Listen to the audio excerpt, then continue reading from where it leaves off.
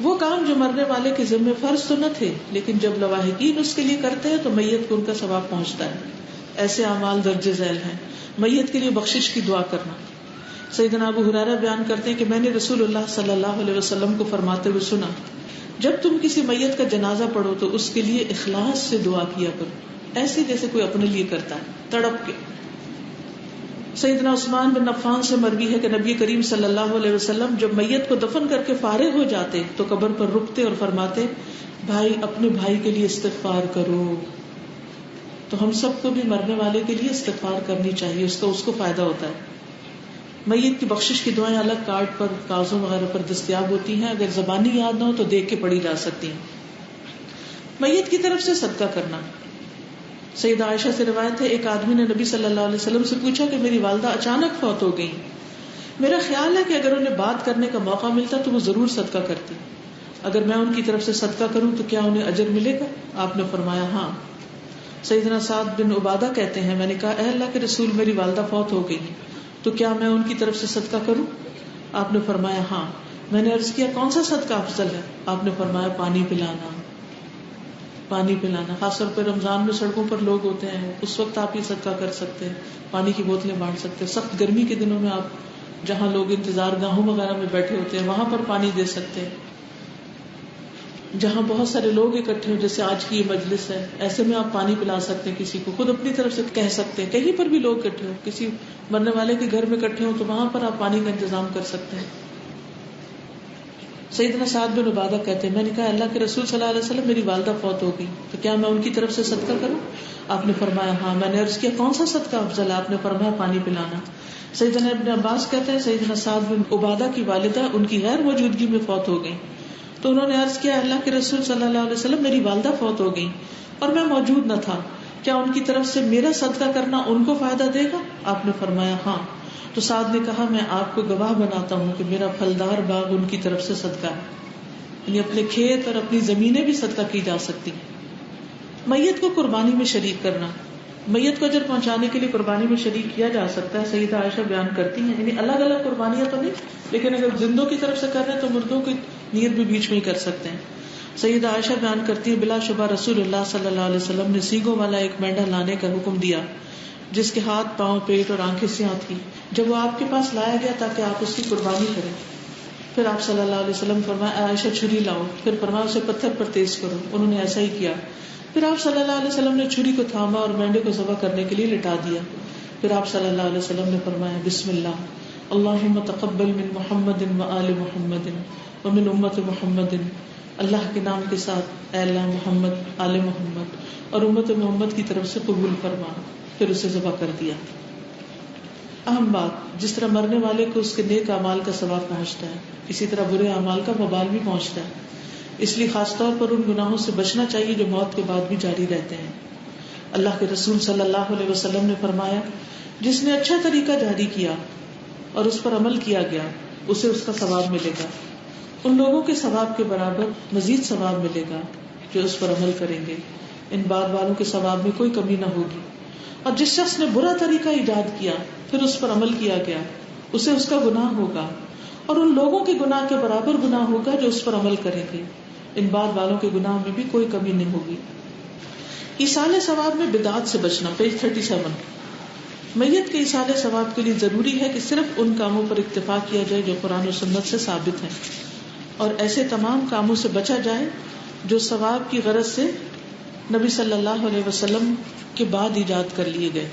جیسے میت کے پاس بطور راہداری سورۃ بقرہ کی تلاوت کرنا، اس کا سنت سے کوئی ثبوت نہیں. دفناتے وقت میت کے ساتھ عہد نامہ رکھنا، کیا وہ پڑھے گا یا کوئی اور پڑھے گا؟ وہاں کون پڑھے گا؟ اس کو رکھنے کی کوئی ضرورت نہیں. قبر پر سورۃ فاتحہ، اخلاص یا سورۃ یاسین پڑھنا. جمعرات کل 10واں اور چہلم کرنا. ہر جمعرات کو گھر یا قبرستان میں کھانا یا مٹھائی تقسیم کرنا. آپ کسی وقت بھی کھانا تقسیم کر سکتے ہیں میت کی طرف سے صدقہ کرنے کے لیے. اس کے لیے جمعرات کا دن مخصوص کرنے کی کوئی ضرورت نہیں. اور یہ سوچنا کہ روح آئی ہے، روح یا علیین میں یا سجین میں ہے، وہ گھروں میں نہیں بھٹکتی پھرتی. بسم اللہ کا قرآن ختم کرنا یا چنوں پر 70,000 مرتبہ کلمہ پڑھنا. قرآن اجرت پر پڑھوانا اور اس کا ثواب مرنے والے کو بھیجنا. گٹلیوں پر ایصال ثواب کی نیت سے ذکر کرنا، یہ بھی نبی صلی اللہ علیہ وسلم کے زمانے میں نہیں تھا. برسی منانا یعنی میت کو ثواب پہنچانے کی نیت سے سالانہ ختم دلانا. اللہ تعالیٰ سے دعا ہے کہ وہ ہمیں ہر بدعت سے بچنے اور نبی صلی اللہ علیہ وسلم کے بتائے ہوئے طریقے پر عمل کرنے کی توفیق عطا فرمائے. رسول اللہ صلی اللہ علیہ وسلم کا فرمان ہے, میں تمہیں اللہ سے ڈرنے اور سننے اور اطاعت کرنے کی وصیت کرتا ہوں, اگرچہ حبشی غلام تم پر امیر ہو. تم میں سے جو میرے بعد زندہ رہے گا وہ بہت اختلاف دیکھے گا, تو تم پر میری سنت اور ہدایت یافتہ خلفائے راشدین کی سنت کو پکڑنا لازم ہے, اور اس کو خوب مضبوطی سے تھامنا بلکہ ڈانڈوں سے پکڑے رہنا, اور دین میں نئی پیدا کی ہوئی چیزوں سے بچنا, کیونکہ ہر نئی چیز بدعت ہے اور ہر بدعت گمراہی ہے. نبی صلی اللہ علیہ وسلم اپنے خطبے کے آغاز میں فرماتے, بہترین کتاب اللہ کی کتاب ہے, اور بہترین سیرت محمد صلی اللہ علیہ وسلم کی سیرت ہے, اور سارے کاموں میں بدترین کام نئے ایجاد کردہ کام ہے, اور ہر بدعت گمراہی ہے.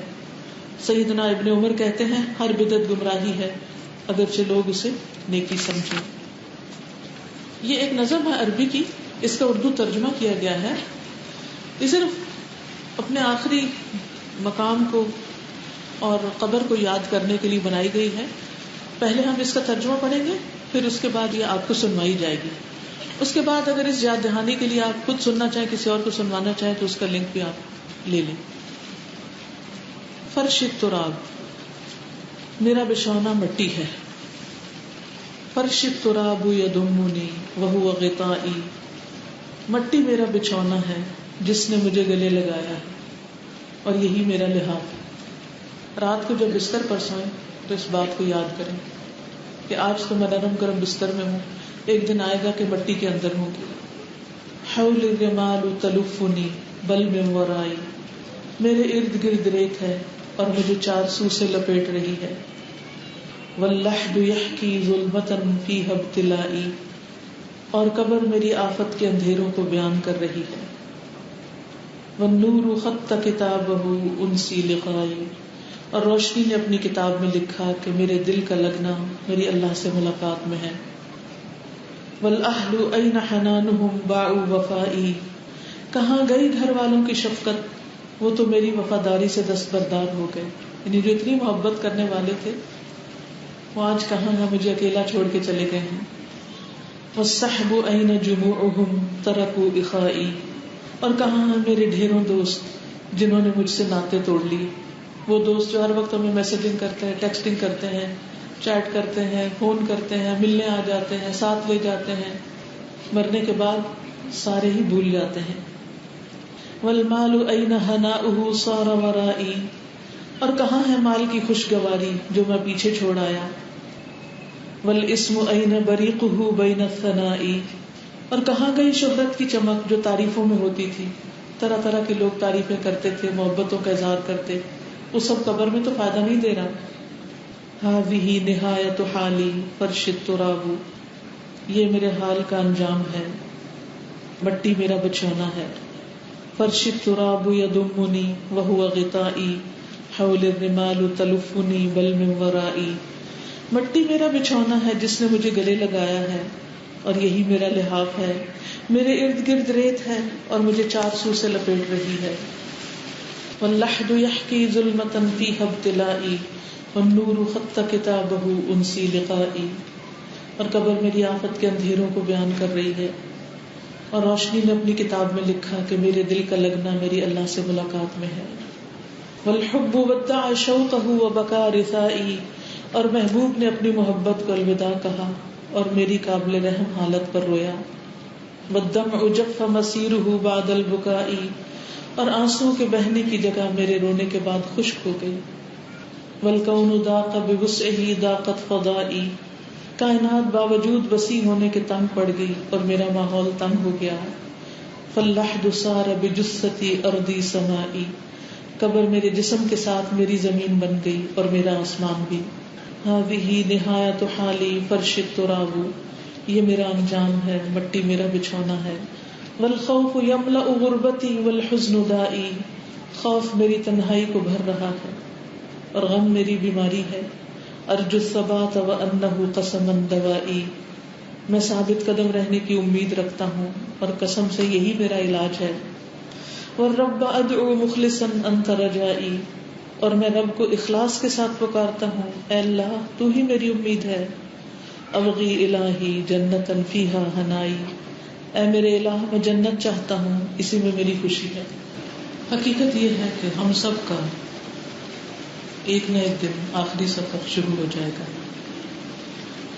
اس کی تیاری ہر روز رکھنی چاہیے، کیونکہ ہمیں نہیں معلوم وہ آخری دن کون سا ہے، اور مختلف طریقوں سے اپنے آپ کو موت کی یاد دلاتے رہنا چاہیے، کیونکہ عقل مند وہی ہے جو کل کے لیے تیاری کرے کہ جب وہ وقت آئے تو اس وقت اسے مایوسی نہ ہو، اور اس زندگی کا ہر لمحہ اللہ کی عبادت میں گزرے۔ ایک دو سوال ہیں۔ میت کے گھر جو مردے کو دفنانے کے بعد کھانا کھلاتے ہیں، کیا یہ جائز ہے؟ جو لوگ میت کے گھر اکٹھے ہیں وہ سب کھا سکتے ہیں؟ ابھی یہ بات آپ نے پڑھی ہے، اس کتاب میں ہی لکھی ہوئی ہے کہ یہ کھانا نوحے میں شمار ہوتا ہے۔ جو لوگ دور سے سفر کر کے آئے یا گھر کے افراد ہیں، ان کے لیے تو آپ ہمسائے یا رشتہ دار کوئی کھانا بھیجیں، وہ کھا لیں، لیکن جو لوگ قریب کے ہیں، ہمسائے ہیں یا اسی شہر کے رہنے والے ہیں، ان کو چاہیے کہ وہ تعزیت کے فوراً بعد اپنے گھر واپس لوٹیں اور کھانا مت کھائیں، وہ گھر چلے جائیں تاکہ گھر والے بھی کچھ اور کام کر سکیں۔ جب سارا دن ہم خواہ مخواہ وہاں بیٹھے رہتے ہیں، کھانا آ رہا ہے، چائے آ رہی ہے، گپ شپ لگ رہی ہے، تو وہ دوسروں کے لیے ایک بوجھ اور تکلیف کا باعث بھی ہوتا ہے اور سنت کے بھی خلاف ہے، تو اس لیے اس سے بچنا چاہیے۔ اگر میت سے میری قریب کی رشتہ داری نہیں تو کیا میں قریب کھڑے ہو کر اس کے رشتہ داروں کو غسل کا طریقہ بتا سکتی ہوں؟ جی بالکل بتا سکتی ہیں۔ اگر والدین اپنی زندگی میں ہی روزے نہ رکھتے ہوں تو کیا ان کی اولاد ان کی زندگی میں روزے رکھے گی یا فدیہ دے گی؟ سوال یہ پیدا ہوتا ہے کہ کیوں نہیں رکھ رہے؟ اگر وہ انتہائی بوڑھے ہیں اور ان کو بیماریاں ہیں اور وہ رکھ نہیں سکتے تو اس صورت میں مریض کے لیے فدیہ دینے کا حکم ہے تو وہ دے سکتے ہیں، لیکن مرنے کے بعد وہ روزے رکھے جاتے ہیں جو میت کا ارادہ تھا رکھنے کا لیکن وہ اچانک فوت ہو گیا اور اس کے روزے رہ گئے۔ عورت مرنے کے بعد شوہر کے لیے نامحرم ہو جاتی ہے، یہ کس نے کہا ہے؟ قیامت کے دن بھی اگر ہسبینڈ وائف دونوں نیک ہیں اور جنت میں جائیں گے تو وہی شوہر بیوی ہوں گے، تو وہ نامحرم بیچ میں کیسے ہو گئے؟ یہ بالکل غلط تصور ہے۔ اس لیے کہتے ہیں کہ اس لیے اس کا شوہر اس کا چہرہ نہیں دیکھ سکتا، نہ چھو سکتا ہے۔ کیا یہ درست ہے؟ یہ بات بالکل غلط ہے۔ اس میں نبی صلی اللہ علیہ وسلم نے حضرت عائشہ سے کہا تھا کہ اگر تم مجھ سے پہلے فوت ہوگی تو میں تمہیں خود غسل دوں گا اور تمہیں کفن دوں گا۔ کیا عورت نامحرم مرد کی میت کا چہرہ دیکھ سکتی؟ کیا ضرورت ہے دیکھنے کی؟ جب زندہ کو دیکھنے کے غض بصر کا حکم ہے تو مرنے کے بعد دیکھ کر کیا کرنا ہے؟ اگر عورت نامحرم مرد میت کا چہرہ دیکھ لیتی تو کیا اس کو غسل واجب ہے؟ ایسا تو کچھ نہیں ہے۔ غائبانہ نماز جنازہ میں عورتیں جا سکتی ہیں؟ نہیں، کسی بھی نماز جنازہ میں عورتوں کا جانا ناپسندیدہ ہے۔ اللہ تعالیٰ سے دعا ہے کہ اللہ تعالیٰ ہمیں عمل کی توفیق عطا فرمائے اور ہم سب کا آخری سفر بہت بہترین کرے، ہمیں اس حال میں دنیا سے اٹھائے کہ رب ہم سے راضی ہو۔ چونکہ اس وقت آپ لوگ کافی تعداد میں یہاں بیٹھے ہیں، اس لیے دوسروں کا لحاظ کرتے ہوئے میری انتہائی شدید ریکویسٹ ہے، دوسروں کا لحاظ کرتے ہوئے آسانی سے باہر نکلے، کسی کو پش نہ کریں، کسی کو دھکا نہ دیں، کسی سے آگے نکلنے کی کوشش نہ کریں، اور مجھ سے بھی ایک دوسرے سے آگے بڑھ کر ہاتھ ملانے کی کوشش نہ کریں، کیونکہ ہم دین کی تعلیم سیکھتے سکھاتے ہیں، ہمیں ایک ڈسپلن ہمارے اندر ہونا چاہیے اور صبر ہونا چاہیے اور ایک ادب اور ایک تمیز ہونی چاہیے۔ پڑھ لکھ کر اگر ہم جاہلوں کا سا طریقہ اختیار کر لیں تو یہ انتہائی قابل افسوس بات ہے۔